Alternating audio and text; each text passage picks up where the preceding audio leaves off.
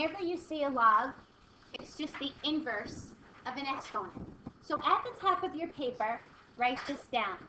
Logs are exponents. Log equals exponent. Okay, that's what I want you to write down. Log equals exponents. Now, an inverse, does anybody remember the rule for when we have a function and we make an inverse for it? Remember what we do? Yeah. Not the negative reciprocals, but we flip the x and the y. Whenever you make an inverse function, you interchange the x and the y. Oh, you were thinking about, perpendicular and, negative reciprocals. Yeah, inverse functions, we said we had to flip the x and the y, all the domain and the range flip, and don't write this down, but remember when we did the parabolas? And then we said we can only do an increasing, so just do that one, and then it came like that. To make its inverse, we flip the x and the y's, and we flip the domains and the range. We do the same thing with exponents. We interchange the x and the y, and we solve for y. Now here's our problem. Here's my exponential equation. What's the base of this exponent? What's the base? A. Okay, the base of the exponent is equal to the base of the log. God bless you. Now, if you learned that or whatever you learned, that works. If you didn't, log equals exponent always works. Now, the first thing we want to do to make an inverse is interchange the x and the y. So we take the x and the y and we swap them around. We end up with this. And then whenever we make an inverse, we have to solve for y. Now, our problem is y is an exponent. It can't come down by itself. We need a log to do that. So we do line this up to your equal sign. Log equals exponent. Now we're going to take this and we're going to put it back to a log. We start with the log. What's the base of your exponent? A. That's the base of your log. What's the exponent? Y. Y. So it's equal y. There's your exponent. And the x goes right here. Now it looks better with numbers in here. Let's do y equals 2 to the x. Let's interchange. It looks better when you put a number rather than an a. X equals 2 to the y. Log equals exponent. What's the base of the log? I'm sorry, the base of the exponent. 2. That becomes the base of the log. What's the exponent? What's this exponent? Y.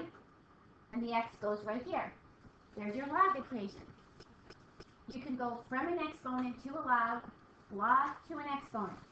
If I give you this, log base 4 x equals y.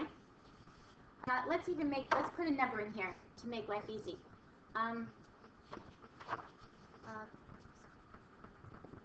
Let's fill numbers in here. Have a log equation. So I say, is this true? You say, well, I don't know, let me flip this to an exponent. Log equals exponent. What's the base of your log? What's your exponent? Right here. So I'm going backwards now. I'm going to the exponent. 2 equals 16. Is that true? Yes. You can go either way with your log equals exponent. If you learned that or whatever someone else teaches you, or back in my day, they would tell us that you start below and you cover this guy up. So it's 4 raised to the 2. So you go like this. 4 raised to the 2 equals 16. That's how I learned this. But I like log equals exponent because you can always move them around, line up the word log depending on where your other pieces are, and it works out. Whatever you know works, then use it. If you don't, use log equals exponent. That one works all the time. Now, we're going to find that your logs, because they're inverses of your exponents, everything swaps around. If we look at the domain, it now becomes the log range. If we look at the range, it becomes the log's domain. The graph will graph so that it's a reflection over the line y equals x. Everything we do, we'll see it in here. Okay. Now, this guy, there's a number of ways to do this, and you guys are very lucky because most of the calculators come with a log base e, a log change base formula in it. My yellow ones do. You can find it in math, go all the way down and find the log base. You can find it in alpha window and find log base. And when you hit the log base, it works like the summation one works. It gives you the basic part like this. It does what? Oh, if you have, which one do you have? The yellow one? Okay, some of the yellow ones they used in the regions and they wiped them out on me, so I have to go get them back. Yes, I have to go get them back. Does that mean I have to get up and get in the calculator? No, it needs, we'll do it the old-fashioned way for you. So your calculators, if they have this, has a 2 and a 32. And it would work for you. Right. Now, if not, you work like this. Line up the words log equals exponent. Line up the log word together. What's the base of your log? What's your exponent going to be? Equals 32. Now, it's easier sometimes if you put the y on this side and put the exponent here. It makes more sense. But it doesn't really matter. Now, when you solve an exponential equation, you drop them down to the same base. 2 to the 5th equals 2 to the y. Just once your bases are equal, just set your exponents equal. Just once your bases are the same, the exponents have to be the same. Okay, so if I do this, 2 squared, what does x have to be to make this equal? 2. So just set your exponents equal to each other. So what is that 2y do to the right? The 2 to the 5th? 2 to the y equals 32. We broke this down to 2 to the 5th. And now you can set your exponents equal to each other. Okay? You can use the log base e. That's an arrow to come down here. I thought it was a 6. Oh, I'm sorry. Let me make the little arrow thing a little bit better. So what if I give you this? Not so good. Find the x. Find me what x is equal to.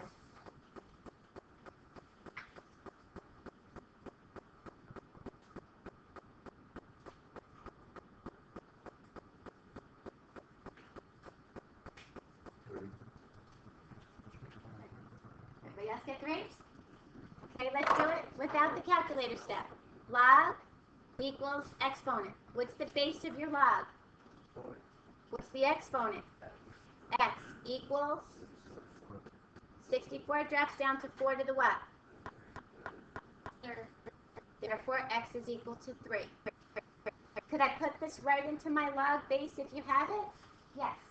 Another way to do this, if you don't have the log base, is the old-fashioned way. When we didn't have log base. This is the easiest way to do this one. You just take a line and you keep the 4 below, because it's sitting below the log, and you say log 64 over log 4. And that will, this way, we changed it to a base 10. On Tuesday, we'll look more at the change in the bases. If I do this,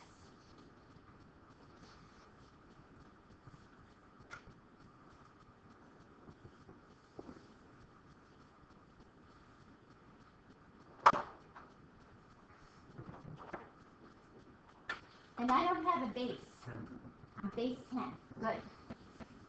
Everything we do, we work in base 10. And this is why we know logs are exponents. Because if I take 100 and I write it in scientific notation, my exponent is what I'm looking for. Log equals exponent. So the log of 100 is equal to its exponent in base 10, 2. So if you put this in your calculator, log 100, what do you get? the exponent? If I do log 1,000, 1,000 is 10 to the third. What's the exponent? 3. So if I say log 1,000, log is exponent. Log is equal to 3. Log of 1,000. In base 10, of course we use other numbers besides multiples of 10, but we can work their bases right from there. What if you do log of 1,500? What do you get in your calculator?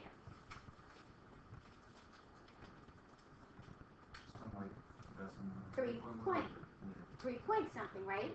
Because it takes the 1,000 away. How about log 2,000? Maybe that'll be easier to look at. If you broke this up into 1,000 times 2. Okay, because the log of 2 is a little different. All right, so it'll break these down. But we work in base 10. Your calculator only works the log button in base 10. If we want to put log base 2, log base 4, we either use the change of base one, we can do it this way, or we can flip it back to an exponential equation and solve it that way. We have a number of choices to do this. The logs carry the same characteristics as your exponents, just with the inverse going on. Now, here's some of your properties that we look at. Do you have to memorize them? No, but you'll get used to seeing some of them. Now, if you apply log equals exponent, you'll see that they kind of make a little bit of sense. A is your base, to the 0 equals 1. Anything to the 0 equals 1. Make sense? These are just things that you'll spot. Like if you see log A, any base, like log 2 to the 1, you'll know that it's 0. A to the 1 equals A. If you flip them around, you're going to see that they work. A to the x equals AX. Now, when they do this, say you do log 2 of 4 equals log 2, what does y have to be? In this case, 4. It has to be the same number. That's what this is saying, that x has to be equal to y. These, we can kind of get away around and work with a little bit and flip them around if we have to. With the logs, where they really come in handy is with your ln, your natural log. Your natural log uses base e. So remember, there's a little e in here. So e to the 0 equals 1. E to the 1 equals e. And what we're going to learn as we do this is whenever we have an ln e, it'll cancel out to 1. So these are properties that you're going to see pop up. The ln's you probably will use more than the logs. And when we start doing this, you can use ln for any base at all, anything. You can only use ln with base e. So what you see most textbooks use, they hardly ever use the word log, they just use ln. Because you can use ln with a base of 2, a base of 10, a base of 100, and a base of e. So most college textbooks only use ln. And I find it myself easier to write ln than log, because it's just kind of like my zeros get caught up there or whatever. You'll find it easier to take the ln of both sides. As we go through doing those equations, I'll use both, logs and ln's, just so that you can see they're interchangeable, except for when you have an e. And we'll get to visit more of those. All I want you to do is just digest some of this.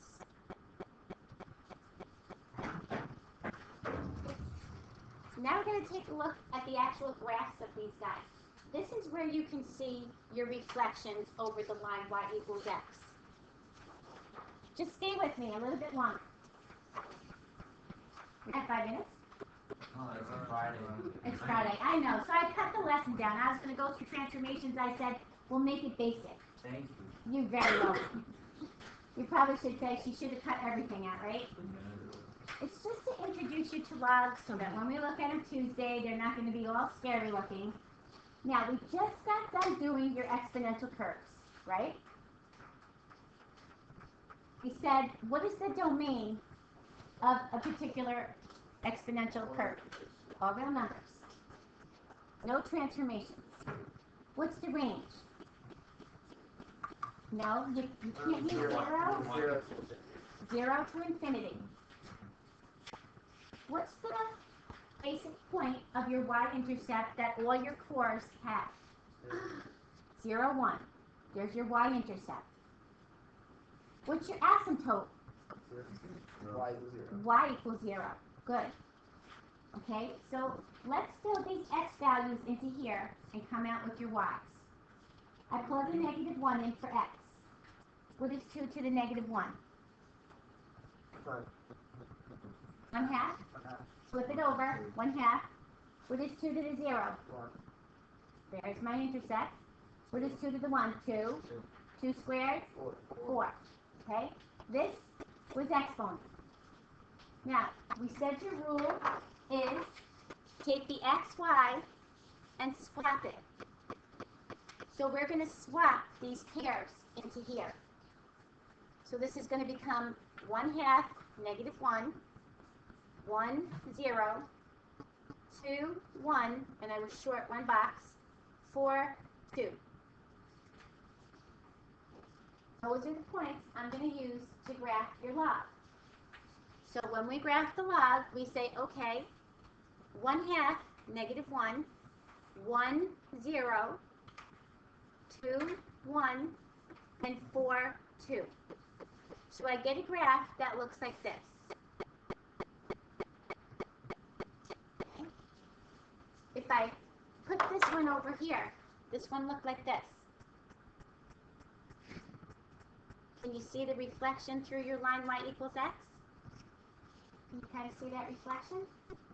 Like if I folded it on that line, it would come out down there. Okay? Now, let's use all the interchanging of everything for your rule. Let's interchange the domain. The domain represents which part of this original, the x. We're going to swap your x to a y. So your domain becomes what?